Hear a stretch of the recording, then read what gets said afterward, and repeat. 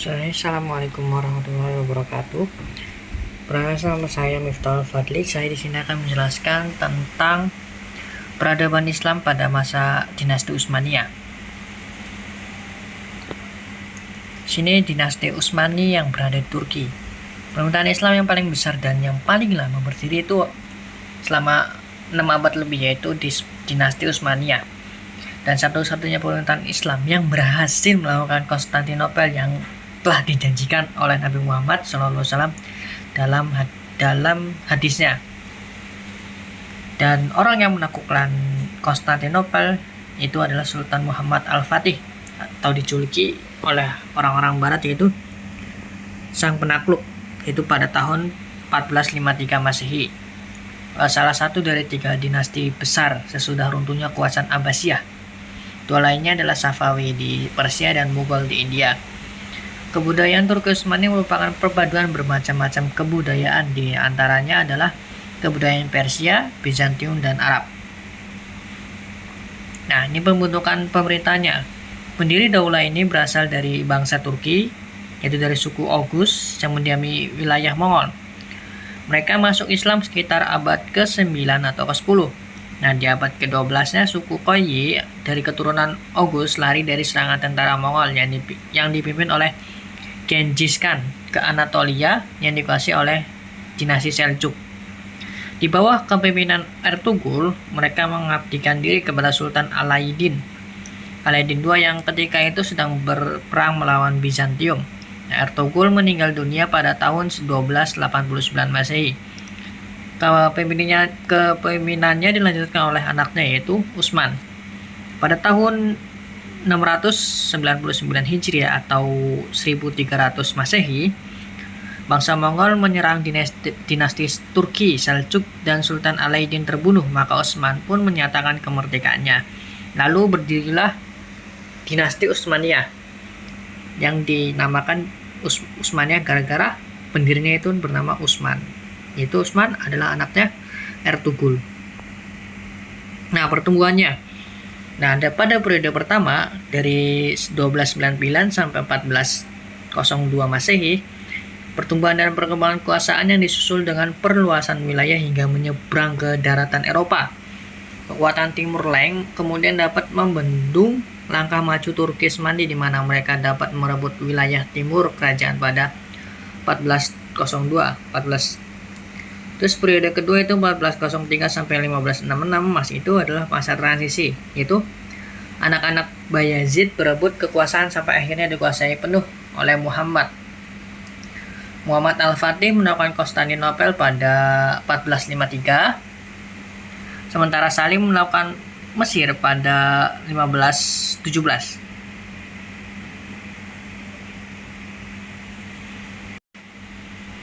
Nah, ini periode kemundurannya itu adalah periode ketiga, itu 1566 sampai 1703. Nah, ini hanya bertahan dan tidak terjadi perluasan wilayah karena bahkan di wilayah sendiri aja sudah jatuh. Jadi tidak ada perluasan wilayah, hanya bertahan saja. Nah, di periode keempat yaitu dari 1703 sampai 1839 itu periode masa kemundurannya. Sedangkan di periode kelima terjadi modernisasi sampai kemudian jatuh pada tahun 1924. Dan inilah berdirinya Republik Islam Turki yang dipimpin oleh Mustafa Kemal Atatürk. Nah, ini dari sebelum saat perluasan wilayah, yaitu berarti periode pertama.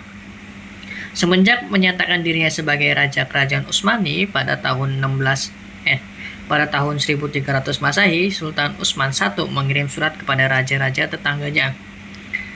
Kemudian mereka diberi kesempatan memilih satu di antara 3, yaitu masuk Islam, membayar upeti, ataupun perang. Selanjutnya Sultan Utsman I melakukan perluasan wilayah. Pertama-tama ia menyerang daerah perbatasan Bizantium dan melakukan kota Broesa pada tahun 1317 Masehi. Kemudian pada tahun 1326 Masehi dijadikannya sebagai ibu kota dinasti Turki Utsmani. Lalu ini perluasan dinasti Utsmani ke Asia Kecil dan Eropa. Setelah Utsman meninggal pada tahun 1326, putranya Orhan atau Uruk Khan naik takhta pada usia 42 tahun. Pada periode ini tentara Islam pertama kali masuk ke Eropa. Nah, Orhan tuh berhasil mereformasi dan membentuk 3 pasukan utamanya. Selanjutnya, kekuasaan beralih pada putranya yaitu Murad I yang telah berhasil menemukan Adrianopel, Macedonia, Bulgaria, Serbia, dan Kosova dan Asia Kecil. Murad I bergelar Alexander abad pertengahan karena sudah banyak melakukan perluasan wilayah atau melakukan beberapa wilayah di Eropa dan Asia Kecil. Nah, di bawah kekuasaan Mongol, nah, Bayezid kalah dalam pertempuran di Ankara pada tahun 1402 Masehi karena kalah jumlah pasukan dan dikhianati oleh serdadu bangsa Tartar. Dampak dari kekalahan Bayezid itu penguasa Turki Saljuk di Asia Kecil melepaskan diri dari genggaman Turki Utsmani. Wilayah-wilayah Serbia dan Bulgaria juga memproklamirkan kemerdekaan. Nah, putra Bayezid saling berebut kekuasaan. Setelah Timur Leng meninggal tahun 1405 Masehi, Kesultanan Mongol terpecah belah dan dibagi-bagi kepada putra-putranya yang satu sama lain saling berselisih. Nah, kondisi seperti ini dimanfaatkan Turki Utsmani melepaskan diri dari kekuasaan Mongol.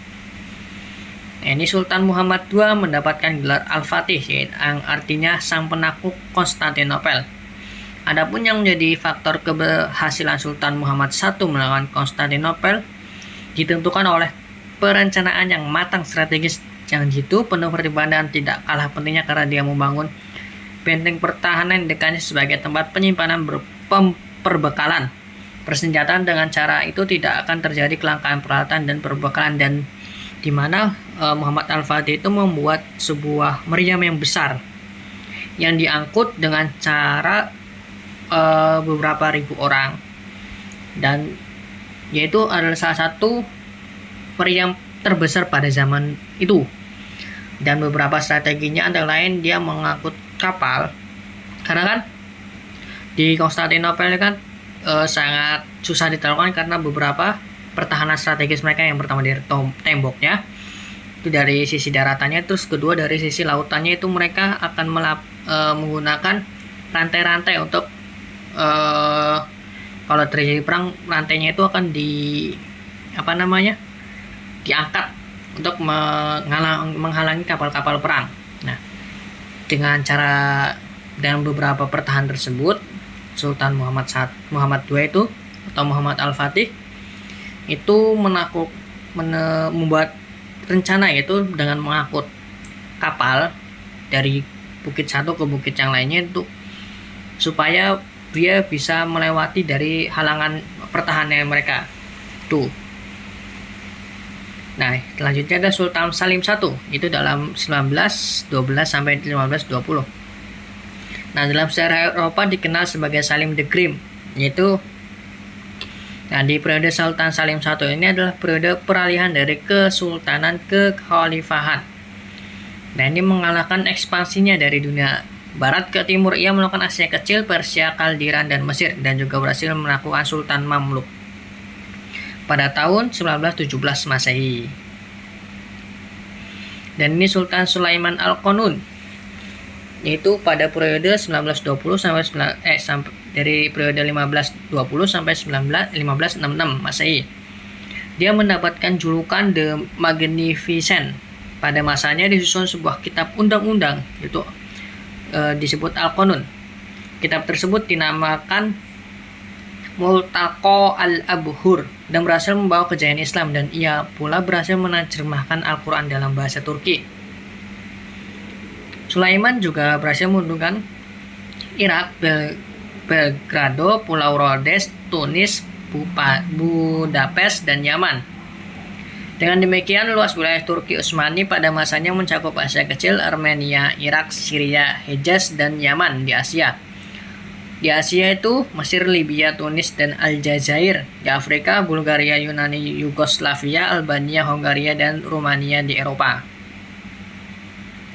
Kemajuan di bidang militer. Kekuatan militer diorganisir dengan baik dan teratur. Orhan berhasil mereformasi dan membentuk 3 pasukan utama tentara. Yang pertama adalah tentara Sipahi yang ingin mendapatkan gaji tetap bulanan, dan kedua tentara Hazeb yang gaji pada saat mendapatkan harta rampasan perang atau ghanimah. Terus ada Janisari atau Inkisyaria, tentara yang direkrut pada saat berumur 12 tahun. Nah, ini kebanyakan adalah anak-anak Kristen yang dibimbing oleh Islam dengan yang disiplin kuat. Dan ini menghasilkan beberapa calon-calon untuk membantu Muhammad Al-Fatih menaklukkan Konstantinopel. Nah, pasukan inilah yang dapat mengubah negara Turki Utsmani menjadi mesin perang yang paling kuat dan mendorong penaklukan negeri-negeri non-Muslim. Nah, ini luas wilayahnya itu sangat luas, rumit. Ya, sehingga karena saking luasnya itu untuk administrasi negara itu rumit, sehingga administrasi negaranya itu tidak beres karena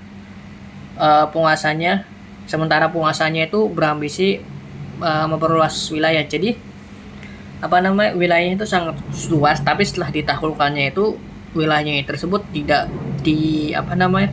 dijalankan dengan benar atau tidak direformasi ataupun administrasinya itu kacau. Nah, sedangkan penguasanya ini itu berambisi untuk terus-menerus memperluas wilayah itu.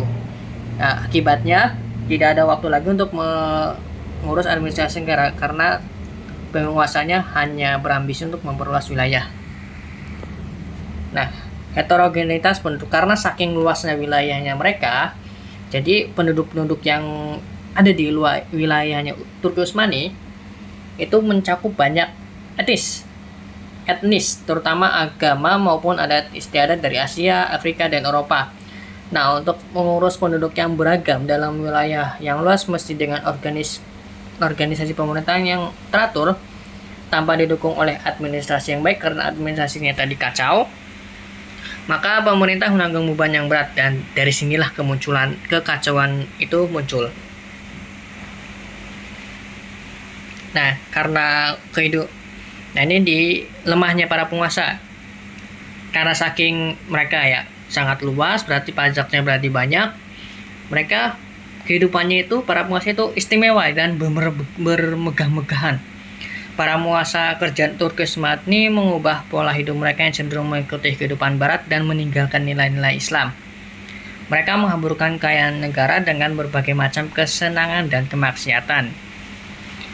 Dan oleh karena itu, karena bermegah-megahan, timbullah sehingga mengakibatkan merosotnya perekonomian negara akibat peperangan yang ada sebagian besar di peperangan Turki yang mengalami kekalahan, dan para penguasa yang menjalani kehidupan yang mewah. Di satu sisi negara mengalami defisit, sementara di sisi lain uang negara dihambur-hamburkan untuk memuaskan kesenangan para penguasa yang tidak memulihkan kepentingan rakyat. Gitu. Nah, setelah itu gerakan nasionalisme bangsa-bangsa yang tunduk pada kerajaan Turki selama berkuasa mulai menyadari kelemahan dinasti tersebut, karena penguasanya itu sangat bermewah-mewahan dan peperangannya pun udah mulai banyak yang kalah, sehingga mulai melemah.